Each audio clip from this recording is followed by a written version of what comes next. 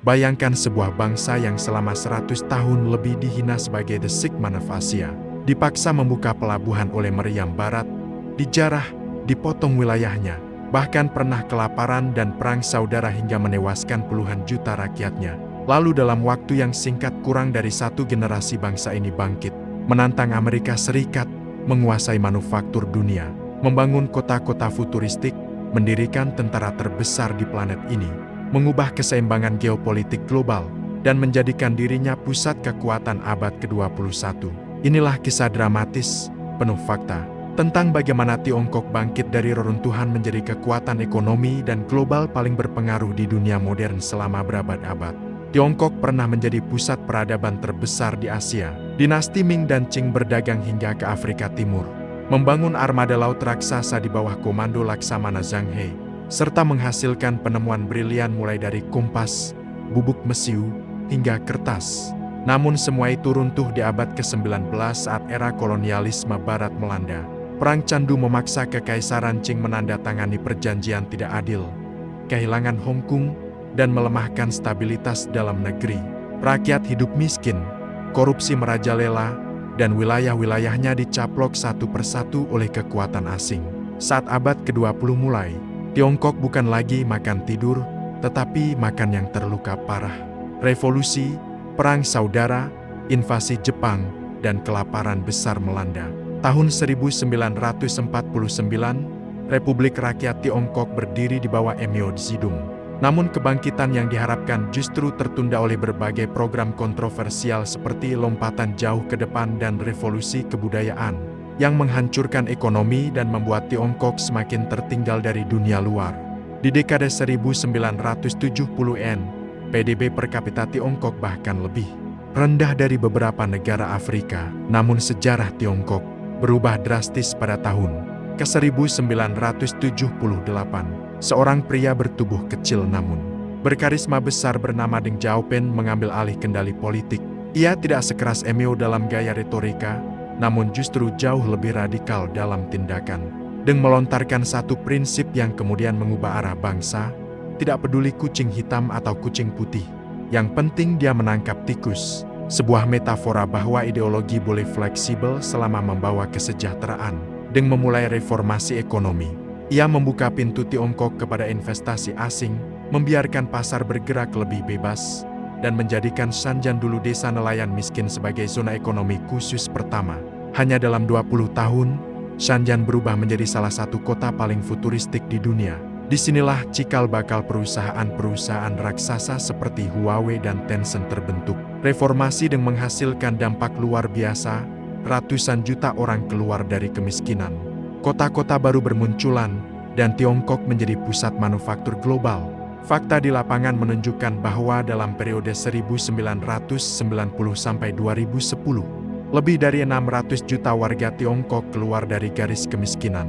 Sebuah pencapaian yang tidak pernah terjadi sebelumnya dalam sejarah dunia. Sementara itu, pemerintah memperkuat infrastruktur secara masif.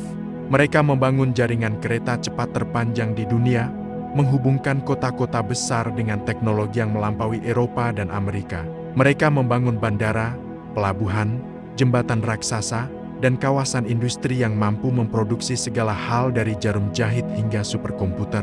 Inilah era ketika label Made in China mendominasi pasar global. Namun kebangkitan Tiongkok bukan hanya soal industri murah. Mereka mulai bergerak ke sektor bernilai tinggi, semikonduktor, AI, energi terbarukan, kendaraan listrik, hingga teknologi ruang angkasa. Pada tahun 2020, perusahaan Tiongkok BYD dan CATL menjadi raksasa baterai dunia. Huawei memimpin pengembangan teknologi 5G global, bahkan melampaui kompetitor dari barat. Dalam geopolitik, Tiongkok mulai memperluas pengaruhnya. Proyek ambisius Belt and Road Initiative BRI diluncurkan pada 2013, membentang di lebih dari 140 negara. Dengan pembangunan pelabuhan, jalur kereta, dan infrastruktur besar-besaran, Tiongkok secara perlahan memulihkan posisi historisnya sebagai pusat jalur perdagangan Eurasia. Negara-negara Asia Tengah, Afrika Timur, hingga Amerika Latin menerima investasi dan hutang besar dari Beijing. Namun kebangkitan Tiongkok juga menimbulkan pergeseran geopolitik yang menegangkan. Amerika Serikat mulai menyadari bahwa dominasi globalnya sedang ditantang. Perang dagang pecah pada 2018, memicu pertarungan tarif, pembatasan teknologi, hingga penyekatan akses chip dan software.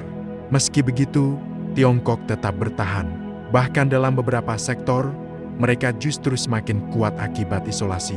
Di level militer, Tentara Pembebasan Rakyat PLA tumbuh menjadi salah satu kekuatan terbesar dunia. Dengan anggaran militer terbesar kedua setelah AS, Tiongkok mengembangkan rudal hipersonik, kapal induk generasi baru, pesawat siluman, dan armada laut yang kini menjadi yang terbesar secara jumlah di dunia. Fakta ini membuat banyak negara Asia Tenggara, termasuk Indonesia, secara realistis harus memperhitungkan pergerakan Beijing. Kebangkitan ekonomi Tiongkok juga terlihat jelas di kota-kotanya. Shanghai, yang dulu dijajah bangsa Barat, kini menjadi simbol kemakmuran. Beijing menjadi pusat politik dan teknologi, sementara Guangzhou, Chengdu, Chongqing, dan Wuhan berkembang menjadi mega kota yang tidak ada tandingannya di dunia. Sementara itu, Hong Kong, yang dulu dianggap lebih maju dari Tiongkok daratan, kini perlahan menyatu dengan perkembangan ekonomi Beijing. Pada saat bersamaan, Taiwan menjadi isu geopolitik paling sensitif. Beijing menganggap pulau itu bagian dari dirinya yang harus disatukan kembali.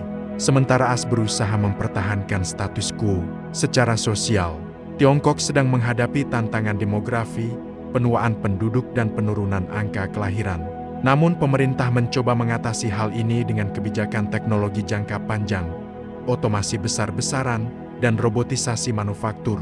Strategi ini membuat Tiongkok tetap kompetitif meski tenaga kerjanya menurun. Kini Tiongkok berada di puncak kekuatannya. Dengan PDB terbesar kedua di dunia dan menjadi negara yang menyumbang 30% produksi manufaktur global, Tiongkok menjadi jantung ekonomi dunia.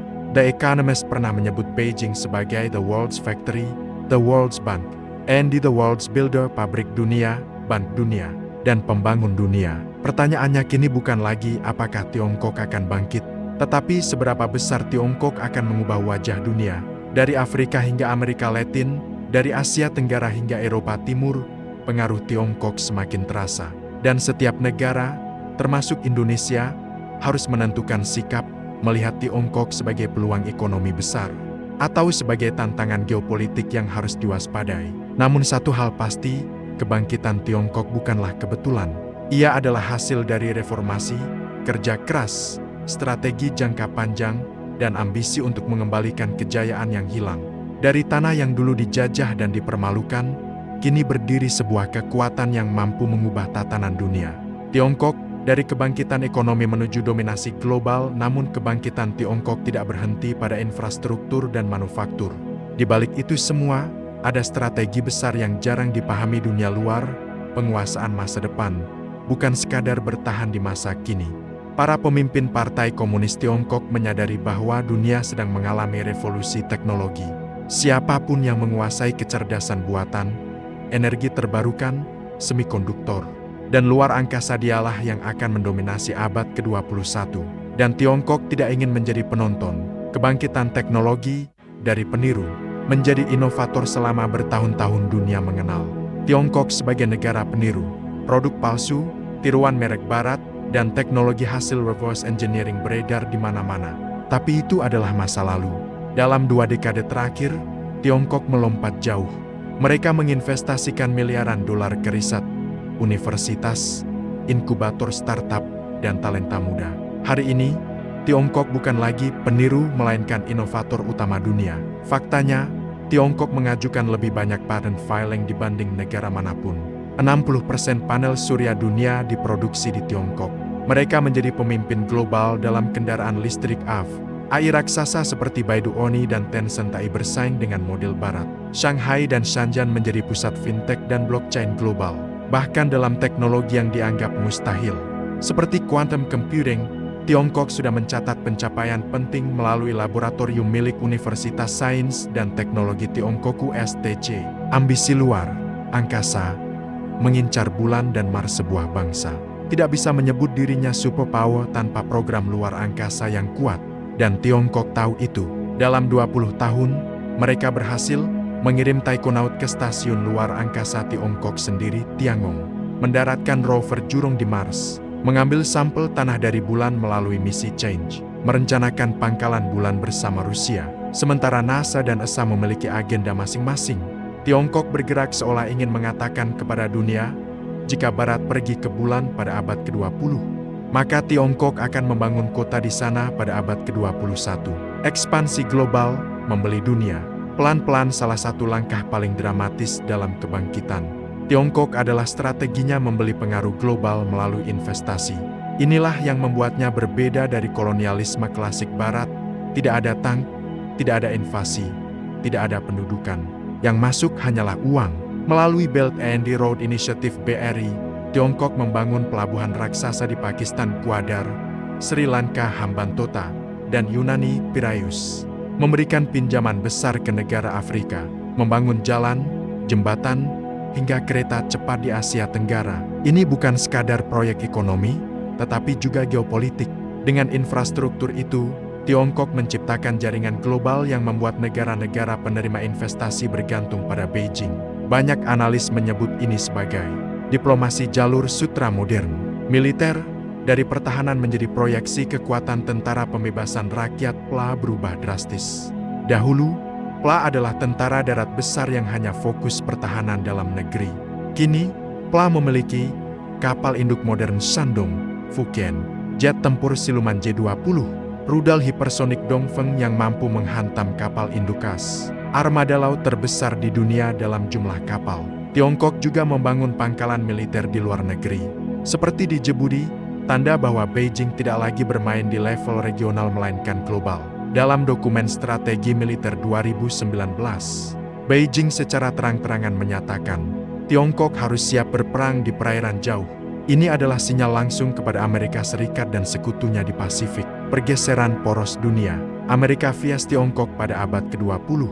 Dunia dikuasai oleh Amerika, namun kini, semakin banyak analis menyebut dunia sudah memasuki fase bipolar baru, Amerika Serikat vs Tiongkok. Persaingan antar keduanya tampak jelas dalam Perang Dagang 2018 sampai 2020, pembatasan chip terhadap Huawei dan industri AI Tiongkok, peningkatan militer AS di Jepang, Filipina, dan Australia, isu Taiwan yang semakin panas, perlombaan teknologi 5G dan AI, dan yang paling menegangkan adalah fakta bahwa Tiongkok kini menjadi negara dengan cadangan uang asing terbesar di dunia, menjadikannya salah satu negara pemberi pinjaman terbesar kepada negara berkembang. Amerika tahu bahwa Tiongkok bukan kompetitor biasa. Ini adalah lawan yang memiliki populasi besar, ekonomi kuat, teknologi maju, militer modern, dan ideologi berbeda dari Barat. Kehidupan rakyat, antara kemakmuran dan tekanan di balik semua kemajuan ini. Kehidupan rakyat Tiongkok tidak selalu mudah. Terdapat fakta sosial yang sering tak terlihat dari luar. Jam kerja brutal sistem 996, 9 pagi sampai 9 malam, 6 hari seminggu. Biaya hidup di kota besar yang sangat tinggi. Tekanan akademik ekstrem sejak kecil. Ketimpangan antara kota maju dan desa terpencil. Masalah demografi akibat kebijakan satu anak. Namun terlepas dari tekanan itu, standar hidup rakyat meningkat drastis. Dalam 30 tahun, kondisi yang dulu dianggap mewah AC, motor, kulkas, internet kini menjadi barang umum. Tiongkok telah mencapai sesuatu yang tidak bisa dicapai banyak negara berkembang. Kemiskinan ekstrem dihapus hampir total. Tantangan masa depan. Raksasa yang masih harus menjawab banyak pertanyaan meski hebat. Kebangkitan Tiongkok bukan tanpa risiko, populasi menua dengan sangat cepat. Pemuda enggan menikah dan memiliki anak. Pengawasan digital ketat menimbulkan kritik internasional. Hubungan dengan AS semakin panas. Ketergantungan pada ekspor masih tinggi. Konflik Taiwan yang sewaktu-waktu bisa memicu perang besar. Tiongkok kini berada di persimpangan. Apakah ia akan menjadi penguasa dunia baru, atau bangkit terlalu cepat hingga kewalahan menanggung beban global? Tidak ada yang tahu. Namun satu hal pasti, Tiongkok telah mengubah wajah dunia, dan dunia tidak akan pernah kembali seperti sebelumnya.